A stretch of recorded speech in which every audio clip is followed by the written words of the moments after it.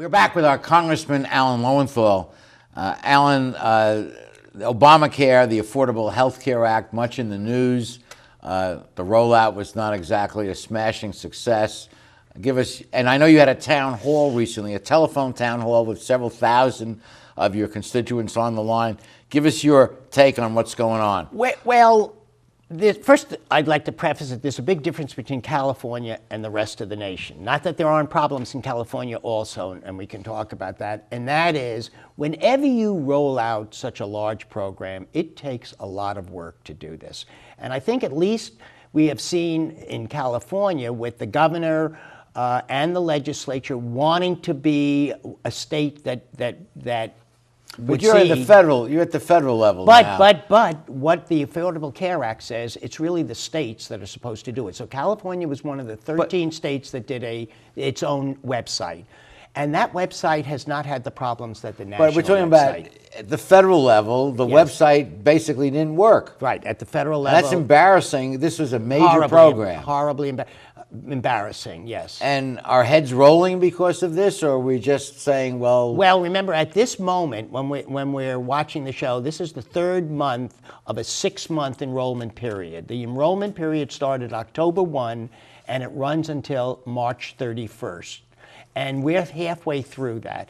And I think that if we see, as it continues, and I'm not sure exactly what the date is for the latter part of December, that people are not able to enroll on it. The president has promised that they would have it fixed. If it's not fixed, when there'll be the large enrollment, yes, heads will roll. And the president also adjusted his position because of his earlier statements that you can keep the policy that you have if you like it, period. And that wasn't the case, and so he had to tinker and allow a 1-year extension of keeping your own policy, which actually the state of California commissioner just refused. They don't have to follow that guidance. But there seems to be a great concern about Obamacare, and give us I know you supported it. I do support it. You still do. I support the concept of a market-based approach, is what the Affordable Care Act is. I support the ideas that you cannot lose your insurance because of a pre-existing condition. There are no lifetime caps on you, that kids can stay on their parents' policies until they're 26, and that competition, if you can get everybody into the system, competition will bring down the cost, some of the costs. It does not deal with all the costs. But there's no such thing as a free lunch. How do we pay for all those benefits? It looks like there are 10 primary benefits. We force people into the system that don't want to be there and buy insurance that they don't want. We don't need single 20-year-old males having maternity benefits. Well, that's not the major cost, maternity benefits. That just says that all people, just as we require, if you want to have a driver's license and you want to drive on the freeways and you want to drive in the city streets, you have to have insurance. That is what we're saying is that the nation is paying for people's emergency room services, hospitalization services. We are paying for that, and therefore we want a system, if we're not going to have a federal single-payer system, in which everyone is enrolled in, has some insurance, and these are the minimal standards. There are different levels. There's very, very minimal insurance, and to insurance. But you mentioned market-based system. Yes. I don't see how it's a market-based system if a willing insurance company and a willing insured are willing to enter into a contract, but that doesn't conform to the federal government's view of what is an acceptable contract.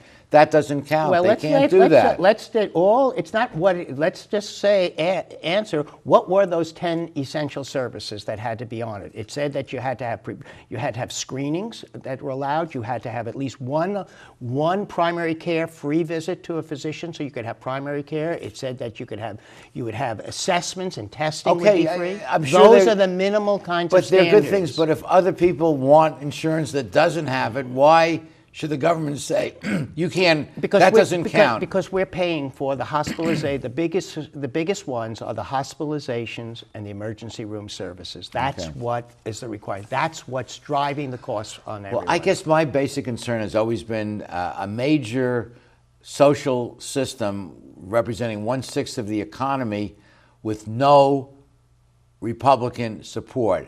Every other social advance had bipartisan support. This came in without bipartisan support. I think we're seeing the price of that. I agree with you. Now, remember, that it was passed before I was elected. Yes, no, I know. But I agree with you, Art, that anytime you're engaging in major change, it's nice to have bipartisan support. I agree. And they even had to... Everybody would have a piece of something at the skin in the game. Right. And they don't. And they even got the last few Democratic votes by basically exempting important constituencies in those states from the effect of this, quote, wonderful act. So anyway, you're there to wrestle with it. Yes. Let's go on to another very important subject, which is our relationships with Iran and the negotiations ongoing. Yes. Give us your take on that. Well, I think it's the Congress is committed, both Republicans and Democrats. I'm on the Foreign Affairs Committee, to having one voice, and that one voice is that Iran shall not develop nuclear weapons, that we will continue to engage in sanctions against the Iranian government and up those sanctions until we see demonstratably that there will not be. It has been acknowledged now by all the nations of the world that if negotiations do work, if there are negotiations, it is because the U.S. stood up and did the sanctions, and they have come from a bipartisan effort in the Congress. By the time the show airs in late December, there may already be an agreement reached. An interim agreement. An interim agreement, but there is concern that we won't be tough enough in those negotiations. Do you have confidence that the president and the administration will stand strong on the requirement that they will not allow Iran to continue to upgrade their capacity in the 6 months or so that this interim agreement would last? Well, I hope to see the agreement. I can't, we can't really say that. I will just say that there's a real commitment on the part of the Congress of the United States in a bipartisan way that Iran shall not develop nuclear weapons. Does whatever... But we would like to see negotiations, solved through negotiation. But this is not going to be a treaty, so the administration can sign on without congressional review and approval. The Congress will continue to up the sanctions regardless of what the president does unless they do. We are the ones that created You control the sanctions. We wrote the Sanctions Act. We've had the support of the president, but it's really the Congress, and it has been a bipartisan effort in So if Congress does not approve of what the president signs on to, they can continue to ratchet up the sanctions. The president has asked us not to introduce any more sanctions at this moment until we see what's going on. But I assure you that if the Congress is not satisfied with it, the Congress will continue. But does he have the right to unilaterally relax some of the sanctions that you have voted? For a 6-month period, I have not seen what the final thing has, because really at the time of this taping, Art, it is not really, we have not seen the negotiations. Okay, we'll be back after these messages. Stay with us.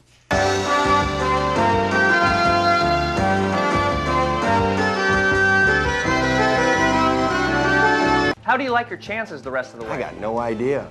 But I do know that if we stay with Naples Rib Company, at least we won't go hungry. Coach, what do you think about some of those questionable calls tonight? Oh, yeah, but if you want a sound call, I'd call Naples Rib Company. You can't miss on that call. Then Naples Rib Company is part of your game plan? There really is nothing more motivating than a great barbecue meal at Naples Rib Company. Victory or not, Naples Rib Company, great game plan. Founded in 1976, Paulies Gourmet Coffee is Southern California's most complete gourmet coffee store. Paulies has the best tasting coffee, freshly roasted every day right in the store, plus a wide selection of teas, an in-house bakery, espresso bar, patio dining, and more. We also offer Wi-Fi, free internet access for all of our customers. Our nationwide clientele agree when it comes to coffee, there's only one name to remember, Paulies, 4606 East 2nd Street, welcoming you into Belmont Shore. When I was a boy growing up in Italy, I had a dream to own my own store. I came to the United States and I worked hard as a tailor. Hi, I'm Umberto. I've been in Long Beach since 1960, carrying the finest quality men's clothing.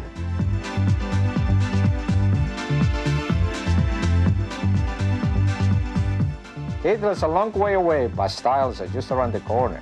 Umberto, 2141 Bellflower, Long Beach. Gratitude unlocks the fullness of life. It turns what we have into enough and more. It turns denial into acceptance, chaos to order, confusion to clarity. It can turn a meal into a feast, a house into a home, a stranger into a friend. Gratitude makes sense of our past, brings peace for today, and creates a vision for tomorrow. We are most grateful for your business. Happy holidays from all of us at Charter Communications and Channel 101.